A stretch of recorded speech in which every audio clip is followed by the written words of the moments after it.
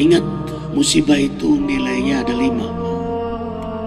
Anakku sayang, ada 5. Yang pertama, musibah itu untuk mengangkat derajat seorang hamba. Mau naik kelas ada ujiannya nggak? Dari SD ke SMP ada ujiannya nggak? Dari ibtidaiyah ke sanawiyah ada ujiannya nggak? Masuk universitas ada ujiannya nggak? Inilah hidup. Bagaimana kalian terpuji kalau tidak diuji? Ada ujian. Dan ujian itu 2, musibah dan nikmat. Nabluukum bisyarri wal khairi fitnah. Hanya sayangnya orang jarang lulus menghadapi ujian nikmat, karena salah kita menganggap hanya musibah ujian. Padahal nikmat itu ujian, sehat itu ujian, enggak diuji itu ujian.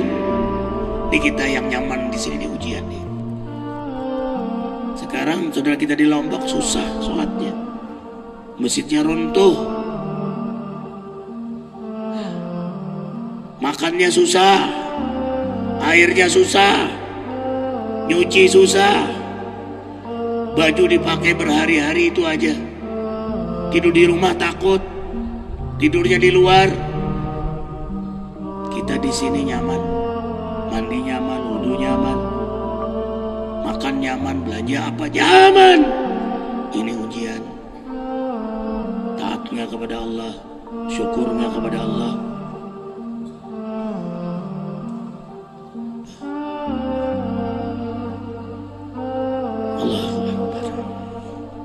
Sampai Nabi bersabda sallallahu alaihi wasallam, yang aku takuti dari umatku bukan ujian musibah, tapi ujian nikmat, karena umatku jarang lulus dari ujian nikmat. Makanya ayah-ayah, syukur itu lebih hebat pada sabar. Kenapa? Sabar nggak ada pilihan, kecuali dia harus kembali pada Allah. Tapi kalau syukur, di tangannya sehat, di tangannya duit, di tangannya jabatan, di tangannya pistol, di tangannya popularitas, dia bisa berbuat apa saja.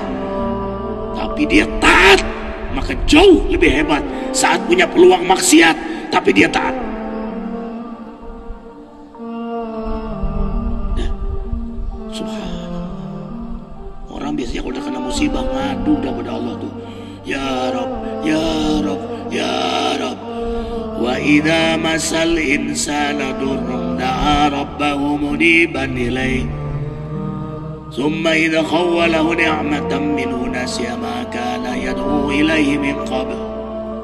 Wa ja'ala lillahi andadan liyudilla an sabilihi. Qul tamatta' bi kufrika qalila innaka min ashabin nar. Bila manusia tertimpa musibah, darabbahu, merengek pada Tuhannya, ya Allah, ya Rabb, tolong hamba, selamatkan hamba. Tapi tak kala dikabulkan doanya, diselamatkan, dia lupa kepada Allah. Allah marah sama dia. Qul tabatta.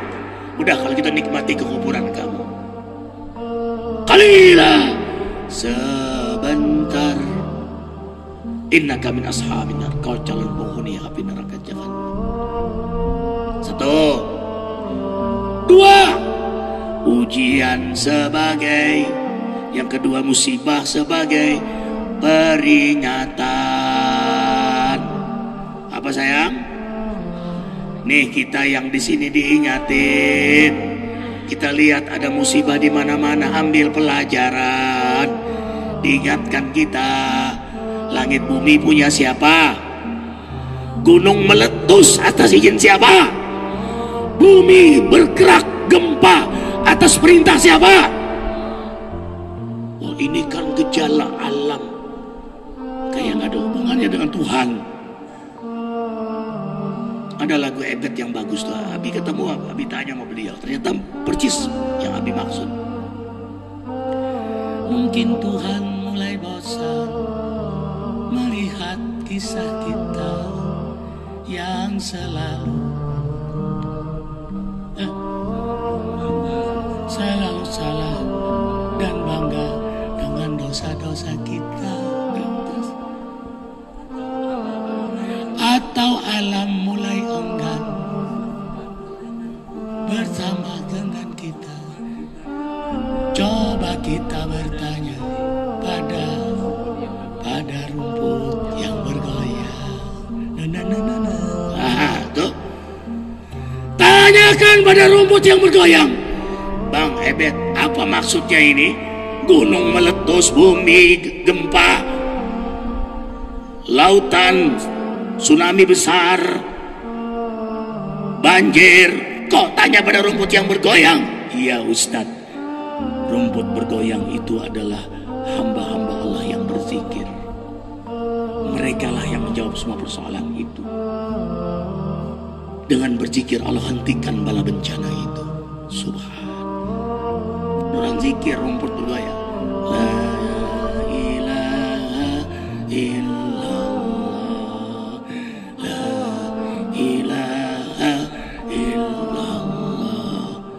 La ilaha illallah. Tuh.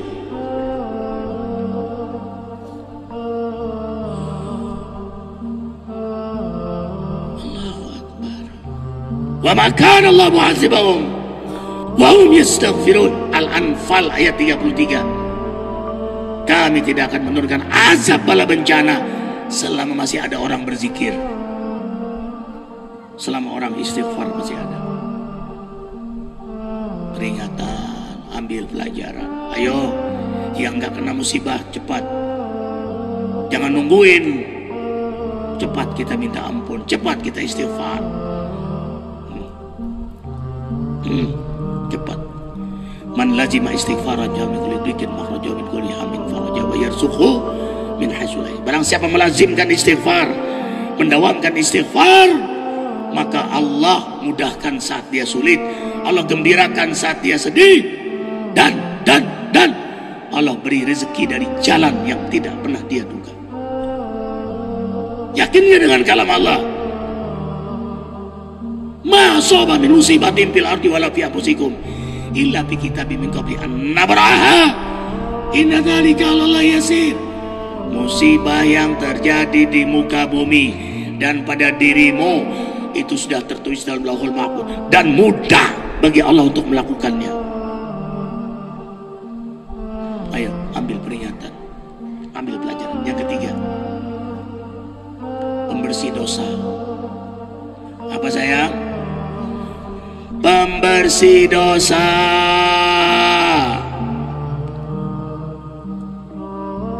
Kita ini banyak dosa, dibersihkan dengan musibah.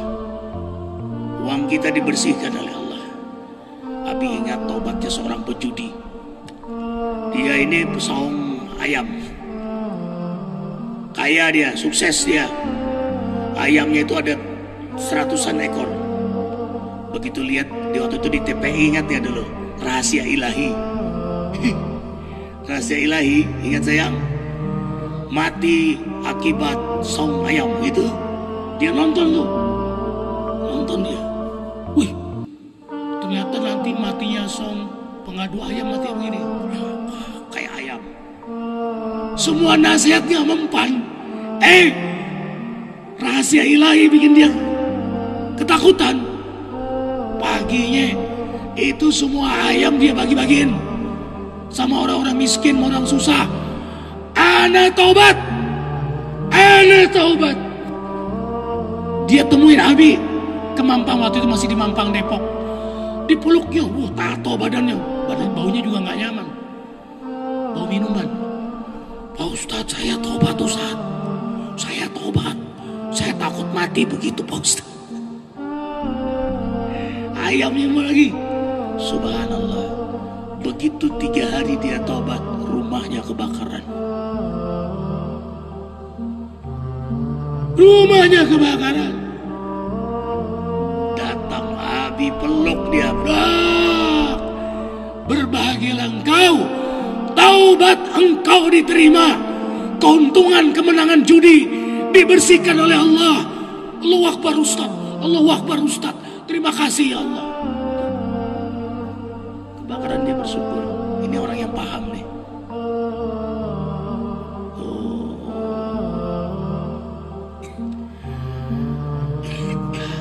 Orang yang gak paham peringatan menancap terus maksiat. Coba dengarkan baik-baik. Surah At-Taubah ayat 126 kalau gak salah ya. Awala yarawna annahum yuftanuna fi kulli am maratan aw maratain summa la yatubuna wa la hum yadhakkarun. Betul. Baik. Kemudian yang kedua, idza aradna an nuhlika qaryatan amarna mutrafiha. Coba cari itu. Nah, sayang, dengarkan baik-baik nih. Semua dengarkan. Mudah-mudahan di Indonesia dengar nih. Apalagi kalau presiden, wakil presiden, gubernur dengerin nih kajian subuh ini. Apakah orang-orang munafik tidak memperhatikan? Kami datangkan 1 tahun musibah besar, kemudian kami susul dengan musibah besar lagi setelah itu. Jadi beruntun nih, sudah ada musibah, datang lagi, sudah gempa lagi. Apakah mereka tidak mau bertobat? Apakah mereka tidak mau mengambil pelajaran? Yang keempat itu azab. Azab tadi imam kita baca, wala nuziqannahum minal adabil adna dunal adabil akbar la'allahum yarji'un. Kami datangkan azab di dunia. Udah kena duluan belum di akhirat. Siapa itu? Orang kafir yang tidak beriman kena musibah, azab udah. Lagi berzina mati, azab tuh. Lagi berzina mati di Ancol, mati dia di Depok, di Parung. Ya, memalukan lagi. Memalukan, Abi udah nggak cerita dah. Memalukan, dua-duanya udah punya suami, satu punya suami, satu punya istri. Berzina di Parung, mati. Azab. Ya. Nauzubillah. Mabok, ngebut, mati, azab. Narkoba, overdosis, azab. Mati maksiat tuh azab. Langsung cash tuh. Apalagi yang paling banyak kemarin saat makso, oplosan, mati banyak betul. Nah, yang terakhir istidrat. Pak Ustadz, kok itu tenang-tenang aja? Dia nggak sholat, dia korupsi, dia maksiat, dia berzina, tapi kok nggak kena musibah? Ngerokoknya jalan terus, jarang ke masjid dia, rezekinya tambah tuh. Ada wal istidrat. Surah Hud ayat 15-16. Mangkana yuridul hayatad dunya wa zinataha wa fi ilaihim a'malun fiha wa hum fiha la yubkhasun ulaika alladzi laysa lahum bil akhirati lan nar wa habita ma sana'u fiha wa batilu ma kanu ya'malun. Siapa yang mencari kesenangan dunia dengan menghalalkan semua cara, Allah beri tanpa mengalami kerugian sedikit pun. Makin kaya dia, makin maksiat, makin sukses, makin korupsi, makin terpilih, Allah beri. Tapi di akhirat tidak mendapatkan secuil pun kenikmatan. Nauzubillahi min istidrak. Makanya Nabi mengajarkan doa, Allahumma inna na'udzubika min jahdil bala wa darkis syaqa wa su'il qada wa syamatatil a'da. Allahumma ya Allah, kami mohon perlindungan-Mu dari musibah yang sangat dahsyat, dari musibah yang beruntun. Tuh, bagus banget. Musibah dahsyat dan musibah beruntun. Wasu'il qada, dan keputusan yang salah. Salah milih jodoh. Salah milih jodoh repot. Panjang kisahnya. Kalau salah tukang cukur 2 bulan baru bisa panjang lagi. Ya kan? Kalau salah makan mencret sebentar, setengah jam sembuh. Kalau salah memilih pemimpin 5 tahun menderita. Menderita. Kalau salah memilih jodoh panjang kisahnya. Udah bini satu-satunya cerewet, kerjaannya marah-marah mulu, pulang gak dilayanin, akhirnya senang iktikaf di masjid. Enggak pulang-pulang. Wah, kata orang alim amat itu ya, di masjid mulu dia ya.